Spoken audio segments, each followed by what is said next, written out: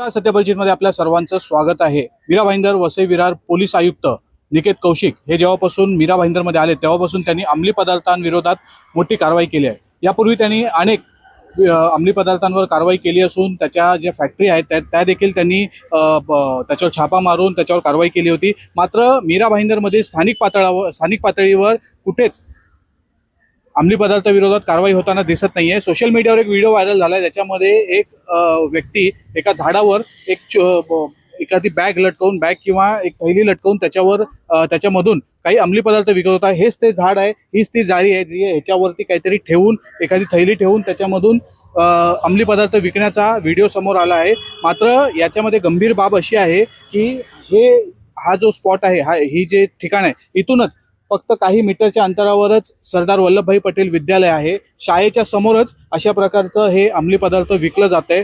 मात्र सोशल मीडियावर व्हिडिओ जेव्हा व्हायरल होतो आणि पोलिसांकडे जेव्हा तक्रार केली जाते तेव्हा पोलिसांना कळतं की शाळेसमोर आणि स्थानिक आपल्या हद्दीमध्ये अशा प्रकारचं अंमली पदार्थ विकले जात आहे। मात्र पोलिसांना स्वतःहून याबाबतची कल्पना नसते, त्यांना याबाबतची माहिती नसते। कुठे ना कुठे पोलीस स्थानिक पातळीवर कारवाई करण्यासाठी कमी पडत आहे, कारण की यापूर्वी देखील ज्या काही कारवाई झाल्या त्यामध्ये वरिष्ठ अधिकाऱ्यांनी केलेल्या मतलब स्थानिक पातळीवर स्थानिक पोलीस स्टेशनमधून कुठल्याही प्रकारची कारवाई ही ड्रग्स पेडलरवर केली जात नाही। ड्रग्स पेडलर हे भर दिवसा या ठिकाणाहून ड्रग्स विकत होते, अंमली पदार्थ विकत होते। पोलिसांनी याला काल व्हिडिओ व्हायरल झाल्यानंतर काल या एका फिरोज नावाच्या व्यक्तीला पकडलंय। त्याच्याकडून 11 ग्राम हिरोईन पकडण्यात आली आहे। 2,47,000चा मुद्देमाल जप्त करण्यात आला आहे। तसेच एक मोबाईल त्याच्याकडून जप्त करण्यात आला आहे। काही दिवसांपूर्वीच हा फिरोज एका पत्रकारावर हल्ला करण्याच्या आरोपामध्ये जेलमध्ये होता। जवळपास 6 महिन्यानंतर त्याची सुटका झाली